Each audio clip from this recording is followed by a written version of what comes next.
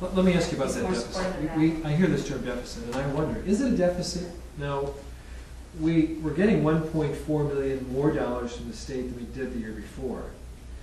And sales taxes, from my perspective, are not going down. I'm not earning anything there. Fees are going up. So revenue in the last 10 years has gone up. Is it a deficit, or is it, what is it? I mean, I'm hearing this term, deficit. Could it be improper spending? It might be. I'm asking. I think it is. Okay. Yeah, I mean, it depends on, it's like the old saying about if something's cut. If you get $5 million this year, and you were supposed to get $10 million the next year, but you only get 8, is that a cut? Well, not to me. It's an increase. So, yeah, I don't. It's a deficit when you need X amount of dollars to properly fund the administration's budget, and there's not enough. I mean, technically, I guess you can call it a deficit, but it's kind of a self-induced deficit that doesn't have to be. So are we doing as poorly as we're being portrayed in the news, that we have a $5.4 million deficit? Or are we just not going to be able to have as large a budget as we like? We're doing poorly in administering the money that we are getting and the taxes that we are getting, and we are spending too much money. That's Here, here. what we're doing poorly. Okay, so on this side of the table, I see people shaking their head. Tony, you're not responding. You have an opinion on this? Well, sure. I mean, Keep on now. Sorry. no, I mean, I'm sure we can find examples of money not being spent in the best way. And I'm sure that we could find examples going back a whole lot of years. But I think it is a question of priorities, and it is a question of, then getting creative on what it is the city wants to prioritize and what we want to fund, and whether or not, the question of whether or not we would raise taxes. I think Tim was absolutely right. It would be irresponsible of us to answer those kind of questions before we're in there, before we're assessing our own priorities and trying to put those up against what we think the city's priorities are. John brought up an interesting point I thought earlier too. I mean, if we're going to take and make the hard decision to raise taxes or any fees, I'm much more comfortable doing it in the context of a longer range plan that I think has been developed by the people of Duluth. I don't want to do it based on my own, just what I want to see happen. I want to make these decisions based on ideas and trying to represent what I think is a comprehensive vision and plan and values of the city of Duluth, so that at least people understand that their money is being spent not in a reactionary way, but in the type of way that hopefully is making some investments and might save some money for the city in the future. Okay. Thank you. Now, we've got about 3 minutes left. So there's 6 of you here that want to talk a little bit. What's our greatest strength? How can we build on it? And if you get elected, what would you do about it? Who wants to go first? I might as well work our way around. Our greatest strength is our people. And I just think that for the longest time, the people haven't been listened to. Government keeps telling us what we want, what they think we want to hear, and they impose it upon us. The people are our greatest asset. I think we have to spend more time listening to them and actually listening to them. Okay. I think the people here are survivors. You make a way to make a living. You survive off of what you have. You buy a 1991 van from the city of Duluth, so you have transportation for $300 rather than going and buy a new one when you have family. And we clamor for a bigger, better world. We clamor for economic development. Well, on the radio, there's economic development in Michigan, as Jack's history shows us, all over the place.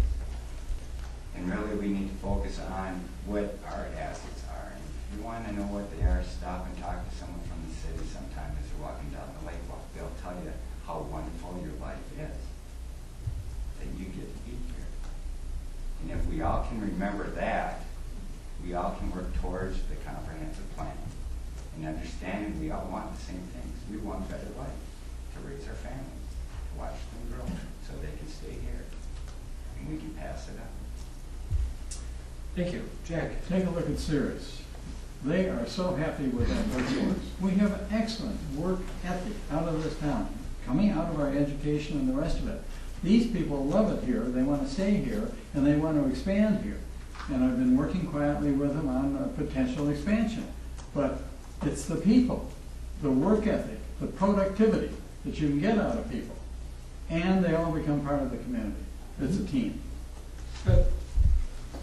You know, I mean, yeah, here in Duluth, we are not in any place USA, and we're so lucky, and we should be so proud of that. And I really think that that is our strength, that we are a city comprised of neighborhoods and natural beauty and a style of citizenship that is unlike anywhere else I've ever been, and that's why I chose to live in Duluth. So I think those are the strengths that we need to build on, and I think we need to take the time to recognize those strengths. A great fear of mine is that someday, that if we don't take this process that I've been talking about all day, that we wake up one day and we look like anywhere else, and then I believe we've lost a great economic, well, I think we've lost a great advantage, and we've lost what it is that makes us Duluth, and I think that would be a sad story to tell. And so I definitely believe that our greatest strength is our uniqueness, and that we need to recognize and build on that. Yes, all of you have touched on many of the strengths that I believe make Duluth unique, and that is, I think we have great potential to be a business leader in our state. We have some, like you mentioned, Cirrus. I think we can really work hard and develop that to increase our tax base and provide more opportunities for families. I'm a new resident to Duluth. I purposely moved here, again, because I think it's a great place to raise a family. I love the neighborhood feel of Duluth. It's a beautiful city. I don't think it'll ever be any place USA. I think with the right kind of leadership, folks who will keep it from being that, I truly believe with the right kind of leadership, we can keep it from being that way. It's the neighborhood feel, it's the natural resources within our own city limits, hiking along the Lester River Trail. Duluth has amazing potential to be a great place for families to want to live and grow in. So I think we need to support that in our community. And you can't leave out Lake Superior. I mean, you just cannot talk about Duluth without Lake Superior. I was thinking about it the other day, but if you imagine Lake Superior drained and it was just a forest, or it was just the rest of the city, I bet you 90% of the people in Duluth would leave. And that's what draws people here, that's what keeps people here. And so that's huge. But yeah, it's the people, and it's not just the people, but it's the fact that the people are concerned, and that's the reason they're showing up to the council meetings in great numbers.